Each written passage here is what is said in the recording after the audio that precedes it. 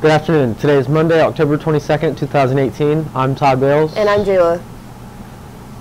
This week's news will be a little different as we participate in Red Ribbon Week. We will continue to deliver the news for the day, but we'll end each newscast with a special Red Ribbon Week video. Please be sure to play the news all the way to the end, as these videos will show the ways in which the drug epidemic has personally affected those in our school. October 31st is the annual Halloween dress-up day. Staff and students are encouraged to dress up for Halloween. Number 1. The dress code still applies. Number 2, mask or full face coverings are not permitted. Number 3, face paint is permitted if a student is recognizable. Number 4, have fun. Now to sports with Chanel and Desi.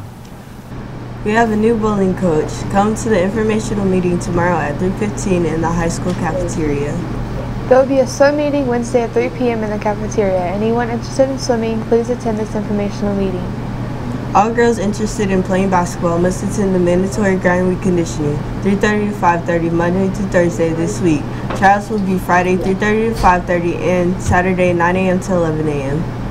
Now to clubs with Jayla and Todd. BPA will have a meeting this Wednesday after school in Miss Earl's room. All members must attend to choose and begin prepping for the competition topic. They will also be discussing next week's Fall Leadership Conference. See Miss Earl in 221 if you cannot attend.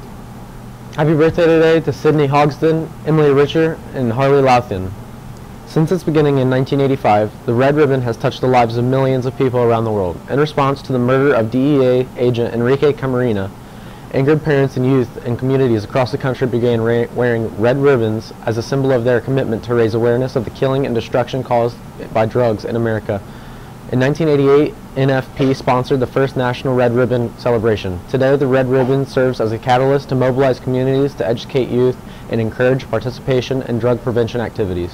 We'll be showing stories every day during Red Ribbon Week shared by staff and students here at the high school, along with other anonymous stories, all from those who have been personally affected by the drug epidemic. Please show your respect to teachers and peers that have the courage to tell their story.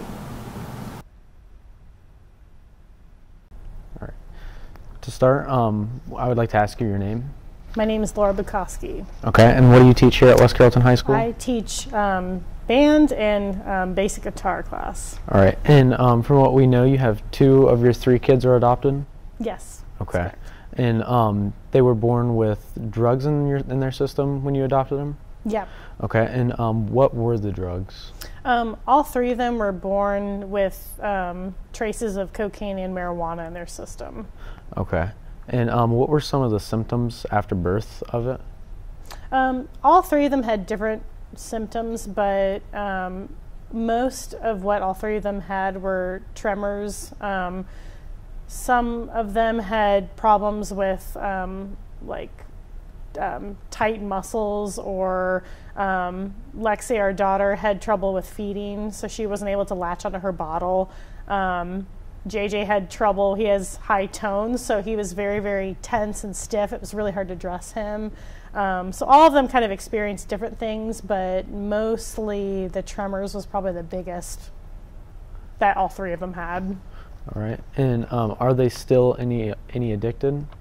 No. Basically, it kind of just weans out of their system after so long, so they're not experiencing anything in their actual system at this point. And how did you find out about their addiction?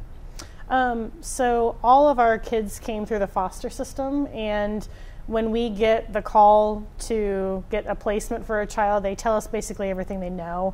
And all 3 kids came right from the hospital, so they knew through blood testing that there was drugs in their system at the time. So they basically put that in their case plan. When we get it, we know what they've got.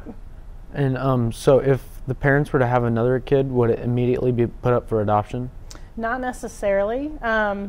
Usually they give them a fresh start. So if they've lost like all of their children and they have another child, they can work a case plan. I wouldn't say that it necessarily is very probable that they'll get their kids, that they'll be able to keep them, but they do get that chance.